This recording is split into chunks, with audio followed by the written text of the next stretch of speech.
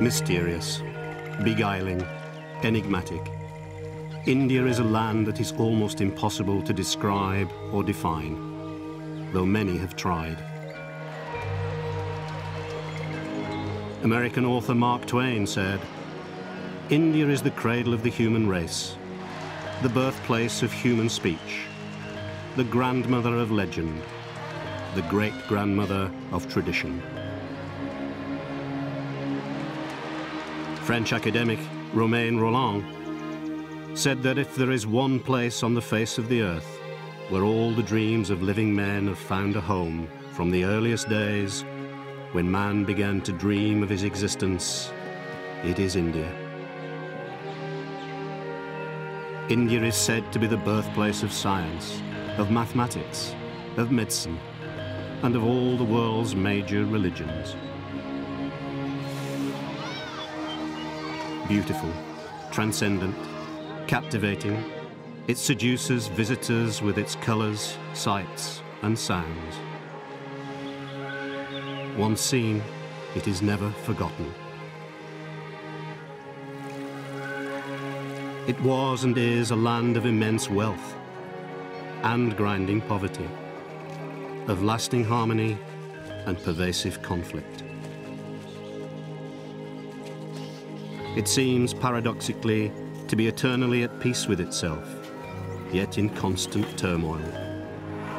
Its history is its strength, but also its curse. India's journey to modernity is a drama dominated by iconic individuals and remarkable circumstances. Sometimes the actors in the spectacle are able to influence events, but often they're at the mercy of forces beyond anyone's control. It is a drama of bitter conflict and violent passion, but also a tale of men and women of peace and wisdom. Many Indians die fighting Germans and Japanese in the name of the British Empire. Many more die fighting one another. Using newly discovered and rare archive film, much of it in original color, this is a unique visual journey through India's contemporary history. India, a visual homage.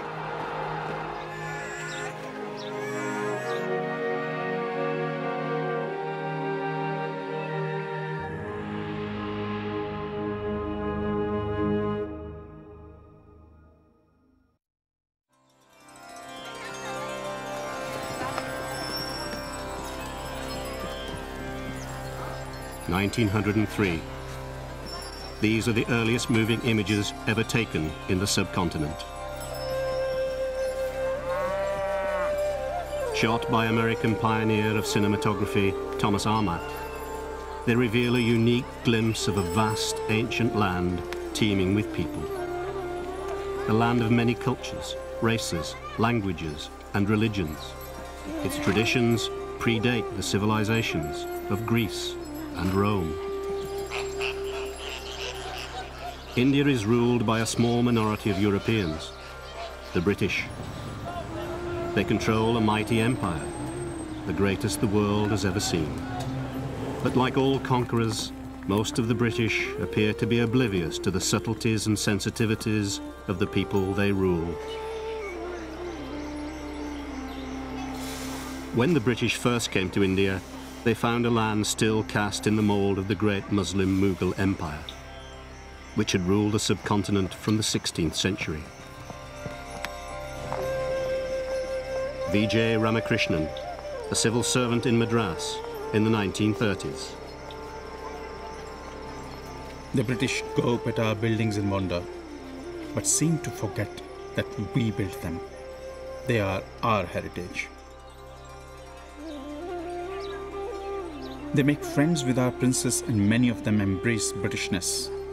But they don't realize they're destroying a delicate balance in our society that has been centuries in the making.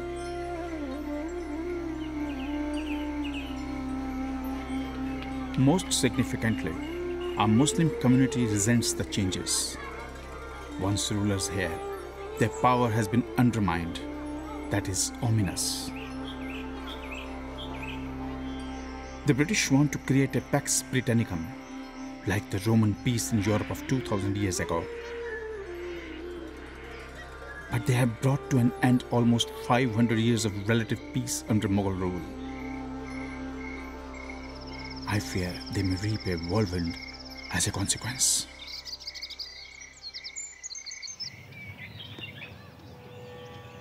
This recently discovered colour film, shot in the 1930s, has never been seen before. It is 16mm Kodachrome, fully restored in high definition. The film captures images of India which illustrate its distant past, before it began its journey to the modern world. Indian philosopher Swami Vivekananda. Civilizations have arisen in other parts of the world, but always with the blast of war trumpets, each idea soaked in a deluge of blood, the wails of widows, the tears of orphans. But India for thousands of years existed in relative peace and harmony. Ideas after ideas have marched out from her, but every word has been spoken with a blessing behind it and peace before it.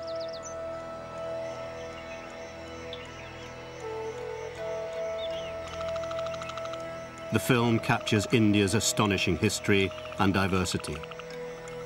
It shows many of India's treasures, including the greatest of them all, the gleaming white limestone of the Taj Mahal. Built as a mausoleum for his wife in 1648, it was described poetically by the Emperor Shah Jahan, the man who built it. Should a sinner make his way to this mansion, all his past sins are to be washed away.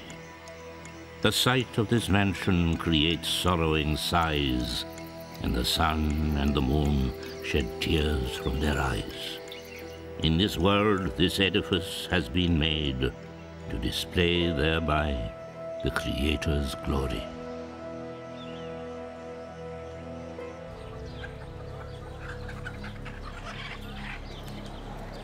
The bustling streets of the old city of Delhi and the old government house. New Delhi, the physical embodiment of the imperial British Raj. V.S. Naidu, a British trained surveyor, returns home in 1930 and travels across India as part of a team surveying his country's historic buildings. When I first saw New Delhi, I took offense to it. It seemed to me to be very Western in design, with only a few token gestures to Indian tradition. Of course, my appreciation wasn't helped by the fact that it represented British rule, a giant symbol of their power over us. But it grew on me, especially in the evenings, when the setting sun made its color softer and when the gardens matured. I realized what a fine piece of work it is. Kongara Kalan Forest, Hyderabad. This amazing colour film illustrates the unique relationship between India's British masters and the country's ancient rulers in their 600 princely states as they engage in their favourite pastime, tiger hunting. It is estimated that there were over 100,000 Bengal tigers in India at the turn of the 20th century. But hunting is organised on an enormous scale. One form of slaughter, hardly a hunt at all, as the tiger has almost no chance to escape, and there is almost no risk to the hunter, is ring hunting. Bahadur Kirtianan Singh, the Raja of Banali, owns one of the largest estates in India. He enjoys ring hunting with his British friends. I was invited by my esteemed friend Colonel O'Connor. Buffalo calves were tied in the jungle as bait. About 50 elephants were sent out to circle the place where the tiger was likely to conceal itself. Then, when the ring was ready, orders were given for a couple of elephants to go inside and flush out the tiger. It usually got enraged, charging the elephant that went near it. In the beginning, it was exciting, but after a while, the tiger becomes exhausted and lies down. With 2 or 3 rings being made every day, I have seen hundreds of tigers shot. Some of the records of kills bear recounting. Bengal civil servant George Yule bags 500 tigers in 28 years. The Maharaja of Sarguja kills 1,700. The Prince of Wales, the future Edward VIII, and later Duke of Windsor, shoots 17 tigers in 1 week in 1921. Lord Linlithgow, while Viceroy of India, shoots 16 bears, 28 leopards, 38 rhinos, and 120 tigers in just 68 days of hunting. The Maharaja of Cooch Behar bags 365 tigers, 311 leopards, 438 buffaloes, and 207 rhinos during his lifetime.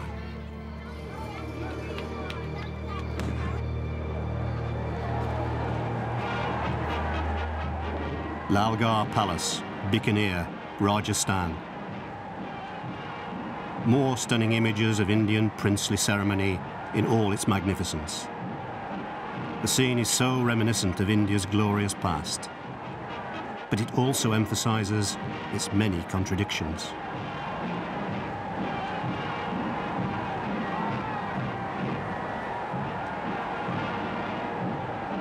It is the wedding of the granddaughter of General Maharaja Saganga Singh, the ruler of Bikaner, and the only non-white member of Britain's Imperial War Cabinet during the Great War. His granddaughter is to be married to the heir apparent of the princely state of Udaipur. Ganga Singh is one of India's richest men. His granddaughter's spouse is carried on a solid silver palanquin, and the couple are saluted by the Maharaja's personal bodyguard. It is as if time has stood still, but the world is changing, and more quickly than anyone can possibly imagine.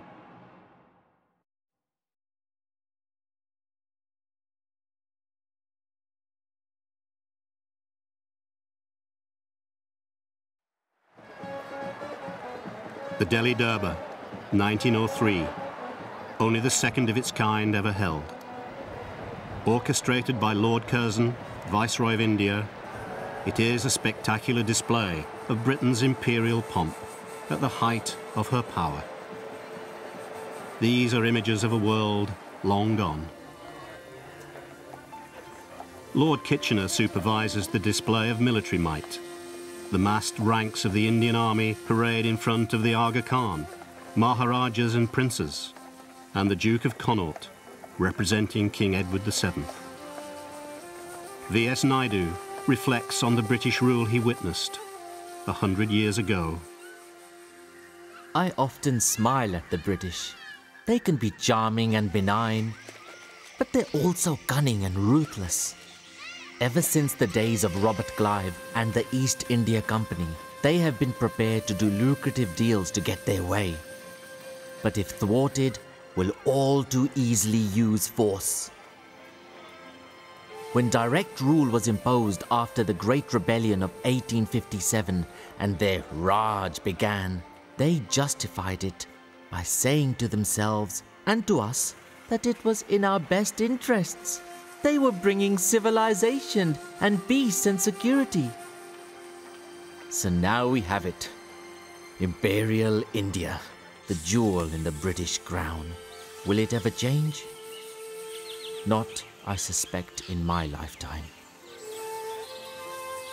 British governance is sometimes benign, often cruel. It ruthlessly exploits India's resources and suppresses opposition.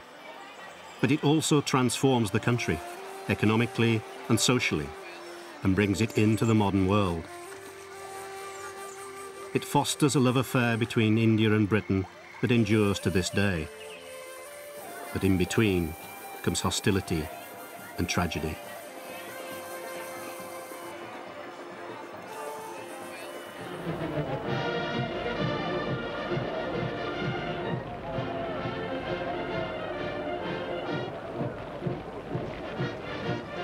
This remarkable film is one of the earliest experiments in cinematography, a pioneering technique to record colour images on film.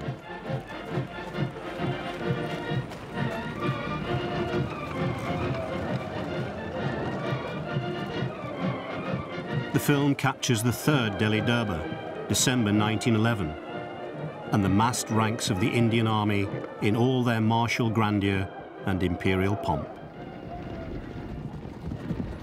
The footage is shot by Charles Urban, another early film pioneer, and records the celebration in Delhi to mark the coronation of George V, King and Emperor.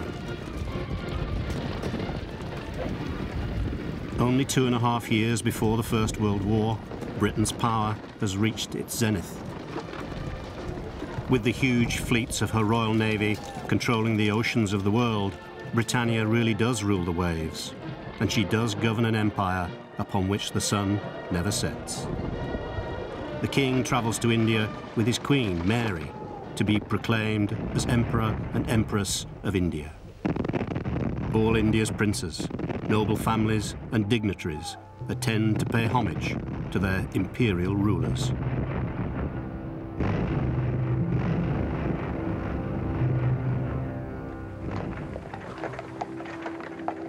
However, Britain's preeminence in the world suffers its first catastrophic blow in the horror of the global conflict of 1914-18. Its title could not have been more apt. It is called the Great War for Civilization.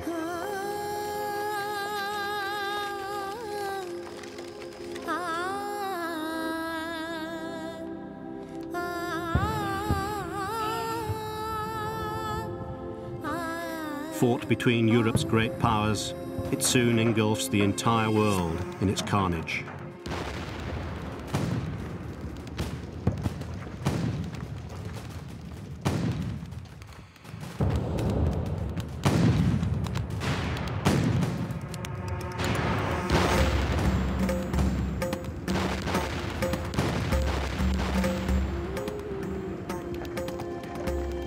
Over 1 million Indian troops serve overseas during the war. They fight for the British Empire. Over 60,000 are killed. Many more are wounded. Indian soldiers are awarded 15 Victoria Crosses during the Great War. India's men fight in Asia, East Africa, Mesopotamia, North Africa, and on the Western Front. The Dome of the Rock, Jerusalem, December 1917. One of the most sacred places in Islam. It sits on Temple Mount, an equally sacred shrine for Christians and Jews. Jerusalem is captured from the Ottoman Empire by British General Edmund Allenby on December 9th. When he pays homage to the Holy City 2 days later, he is accompanied by 4 divisions of Indian cavalry and lancers, who were never far from danger.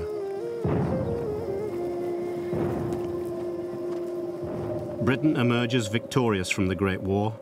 However, she has been significantly weakened.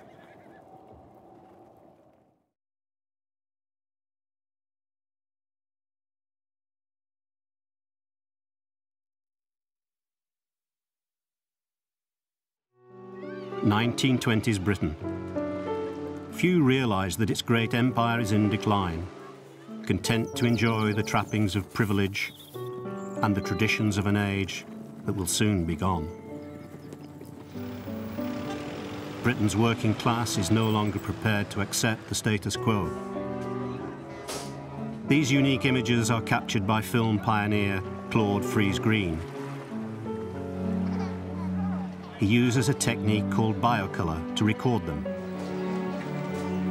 They show Britain in 1925, bustling, prosperous, and thriving. But only for a few. There is also grinding poverty for millions. The 1920s become a time of boom and wealth for some, but also an era of turmoil and discontent, resulting in a general strike in May 1926.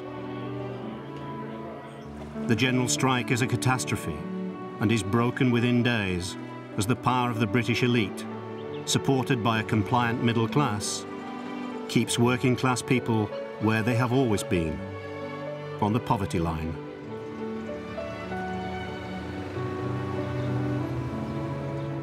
For the time being, the old ways of service and privilege at home and abroad remain. But not for long. Soon, everything will come crashing down in the Great Depression of the 30s and the new global conflict it will herald, the Second World War.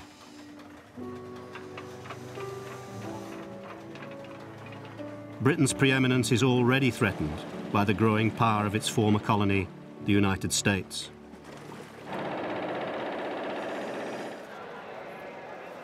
But within Britain's mighty empire, the world seems timeless, her rule paramount, especially in India. The British Raj of the 1930s is a dramatic contrast between the benevolent and the malevolent. Well-meaning British missionaries and administrators do much to help the poor and destitute. Significant investments are made in infrastructure, transport, and communications. The British think their values and beliefs are without equal. They work hard to pass them on to people they believe are their subjects and who need their help and wisdom. British missionary schools and hospitals try to help with medical care and educational programs. But the benevolence comes at a price: obedience and subservience. The missionaries put the blame for the gross inequalities of India's caste system at the door of Hinduism. So along with the education and healthcare comes Anglican Christianity.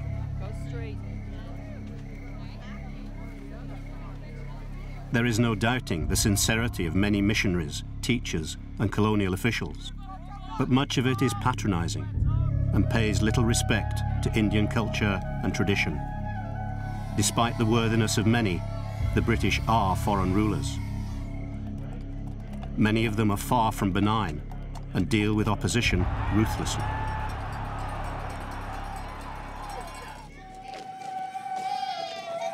Colour film from 80 years ago, a bygone era which we will never see again, depicting vast tracts of India that are remote and grindingly poor, unchanged for centuries.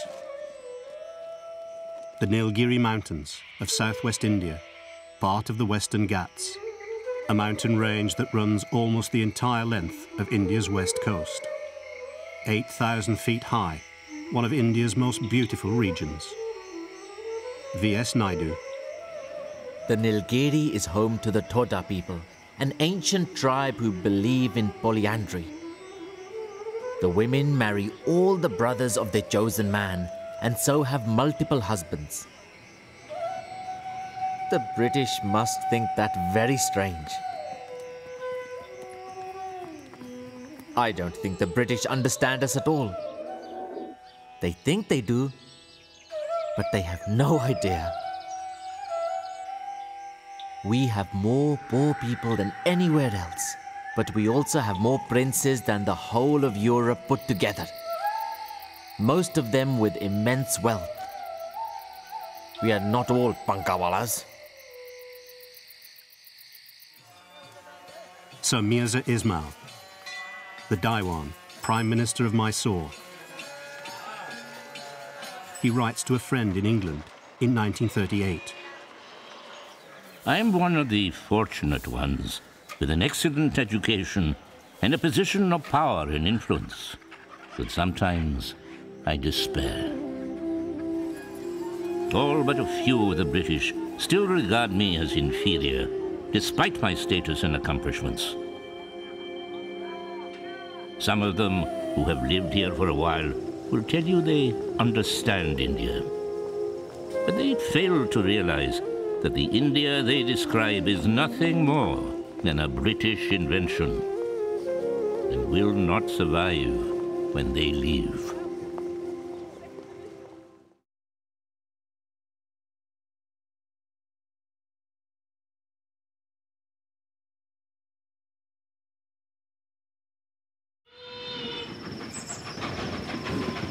The Darjeeling Himalayan Railway, the toy train, a narrow-gauge railway that runs between New Jalpaiguri and Darjeeling in West Bengal. Built in 1879, it runs for 48 miles and rises from 300 feet at New Jalpaiguri to over 7,200 feet at Darjeeling. These are magical scenes of India's past, in colour. Darjeeling was only a village until the mid-19th century, when the East India Company realised the climate was ideal for a sanatorium for British soldiers. Then the tea planters came and developed the distinctive Darjeeling black tea, recognised all over the world. It soon became a haven of cool air and tranquility, away from the heat of summer. V.S. Naidu. Darjeeling is remarkable. It lies in the shadow of the Himalayas. One can see the mighty Mount Everest in the distance. So many different people live here. It is home to the Nepali and Tibetan and many people from the south. There are so many languages and dialects wafting in the air. It is amazing. India is said to be the birthplace of religion. This is Varanasi, the spiritual capital of India, the city of lights, the holiest of the 7 sacred cities in Hinduism and Jainism. Hindus believe that death at Varanasi brings salvation. It is one of the oldest continuously inhabited cities in the world, and the oldest in India. Ghats, or steps, along the embankments of the Ganges are where pilgrims perform their ritual ablutions to cleanse themselves of sin. American author Mark Twain said of Varanasi, "It is older than history, older than tradition, older even than legend, and looks twice as old as all of them put together."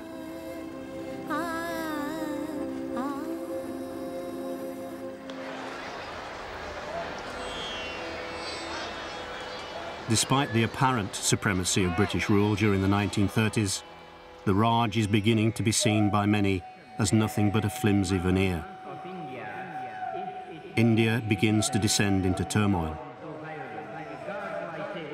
At its centre is an ageing British-trained lawyer called Mohandas Karamchand Gandhi. Made only too aware of the prejudice and privilege of white colonial rule after working as a lawyer in South Africa, Gandhi returns to India in 1915 and quickly establishes himself as the inspirational leader of his people. He gives voice to India's desire to be free by strict adherence to a strategy of non-violent civil disobedience. He embraces the cause of women, untouchables, and other oppressed groups within Indian society. He organizes boycotts and strikes.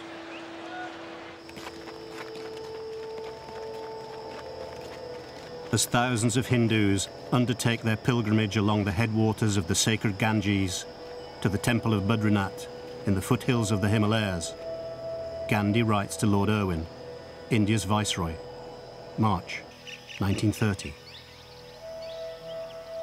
Dear friend, Before embarking on civil disobedience and taking the risk I have dreaded to take all these years, I must approach you to find a way out. My personal faith is absolutely clear. I cannot intentionally hurt anything that lives, much less fellow human beings, even though they may do the greatest wrong to me and mine. Though I hold the British rule in India to be a curse, I do not therefore consider Englishmen in general to be worse than any other people on earth. And why do I regard the British rule as a curse? It has impoverished the dumb millions by a system of progressive exploitation and by a ruinously expensive military and civil administration which the country can never afford. It has reduced us politically to serfdom. It has sapped the foundations of our culture, and we have been reduced to a state bordering on cowardly helplessness. He ends the letter with a heartfelt plea. It is, I know, open to you to frustrate my design by arresting me, but tens of thousands will be ready in a disciplined manner to take up the work after me, and in the act of disobeying the sought act, lay themselves open to the penalties of a law that should never have disfigured the statute book. I have no desire to cause you unnecessary embarrassment. If you care to discuss matters further with me, and you would like me to postpone publication of this letter, I shall gladly refrain on receipt of a telegram to that effect. Irwin does not respond to the letter.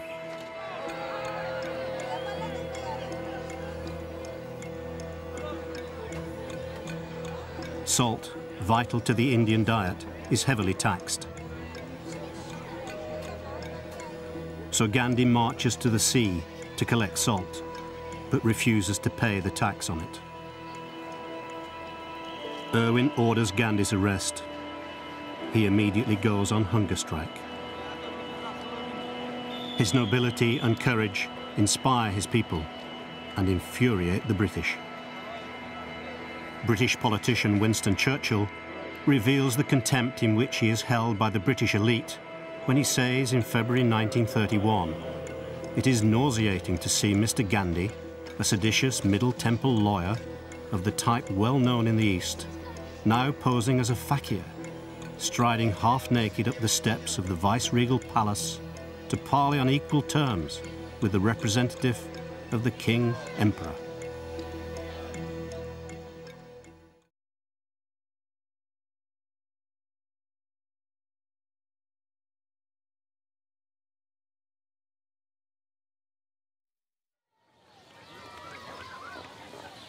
October 1931, Gandhi visits Darwin in Lancashire, the heart of the British cotton industry, to explain why he has begun a boycott of cotton clothes and materials from Britain in favour of Indian-produced goods.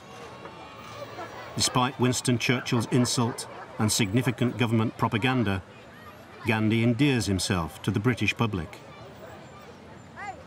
He also travels to Rome.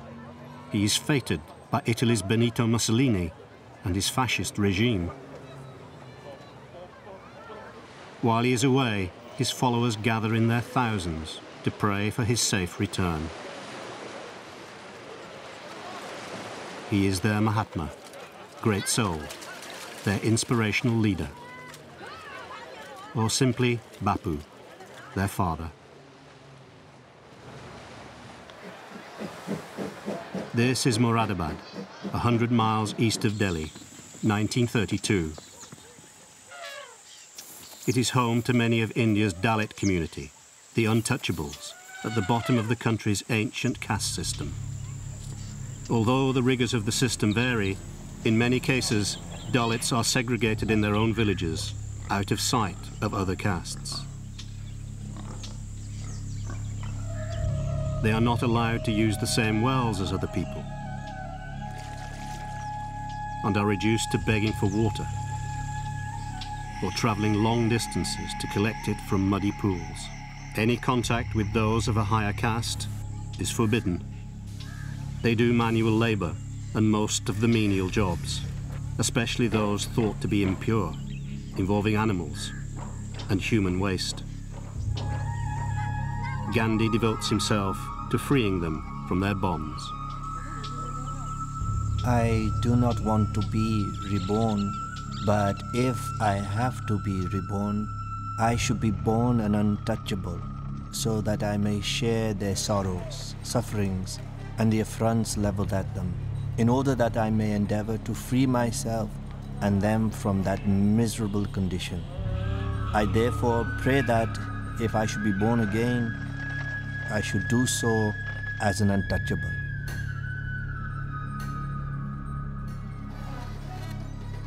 September 1932, Bombay.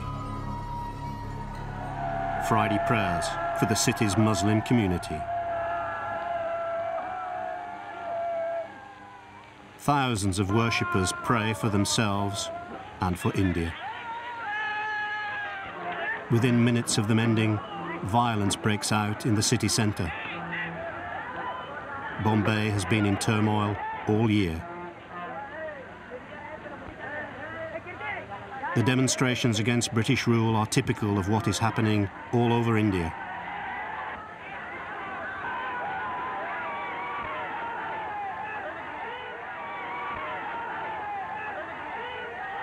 The injured are taken away in Indian Congress Party ambulances. Gandhi has been in prison for most of the year, convicted of sedition. He has been on hunger strike, and when he is released, he weighs just 86 pounds. I just regard myself as a soldier, so a soldier of peace.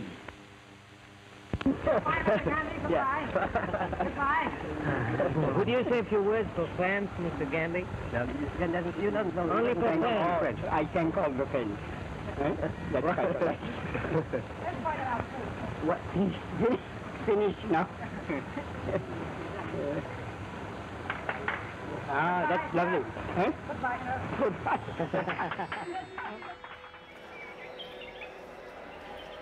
Despite the growing turbulence, to visitors, India still seems ageless, but also impoverished and often desperate.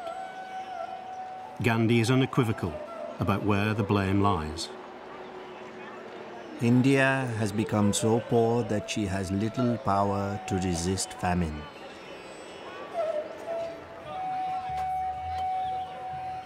Little do town dwellers know how the semi-starved masses of Indians are slowly sinking into lifelessness. I have no doubt that England will have to answer, if there is a God above, for this crime against humanity. Gandhi becomes the people's messiah.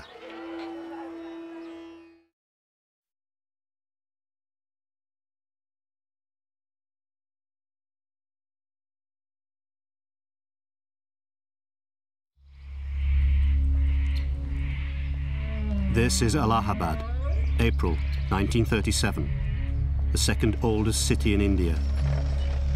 It is built at the sacred union of the rivers Ganges, Yamuna, and the mythical Saraswati. The city is at the heart of India's dream of independence. In 1931, at Alfred Park, Allahabad, the revolutionary Chandrasekhar Azad killed himself when surrounded by the British police. It is also the birthplace of Jawaharlal Nehru, the most significant member of India's most powerful dynasty, and second only to Gandhi as India's most revered leader. While imprisoned by the British during the Second World War, he will write a history of India called The Discovery of India. India is a geographical and economic entity, a cultural unity amidst diversity, a bundle of contradictions held together by strong but invisible threads. Overwhelmed again and again, her spirit was never conquered. And today, when she appears to be a plaything of a proud conqueror, she remains unsubdued and unconquered. and an idea, a dream and a vision, and yet very real and present and pervasive. It was in Allahabad in December 1930, during his presidential address to the All India Muslim League, that Allama Muhammad Iqbal proposed a separate Muslim state for the Muslim majority regions of India. It proved to be prophetic, sowing the seeds of the idea of the land of the pure, Pakistan. The great chasms between the many religions of India, especially between Muslims and Hindus, become the greatest threat to India's future. Jawaharlal Nehru. We must constantly remind ourselves that whatever our religion or creed, we are all one people. I regret that many recent disturbances have given us a bad name. Many have acquiesced to the prevailing spirit. We must prevail on the evildoers to stop their activities. Remarkably, the wisdom of India's leaders, like Gandhi and Nehru, has begun to make real the British dream of a single, unified India. 1938, Northern India. The British elite at leisure, oblivious as the country's enormous underprivileged masses are getting poorer and poorer. They seem not to realise that Britain's dream of a mighty and prosperous empire in India is crumbling, unable to cope with the scale of the challenge, especially without the help of an uncooperative population. These ingenious devices are called cat-nahoos, bullock skins inflated through one leg and made into rafts. Originally a useful mode of transport across North India's many rivers, in this instance they are adapted for the amusement of the British in search of a little adventure. But Britain's supreme adventure, the Raj itself, will soon be over.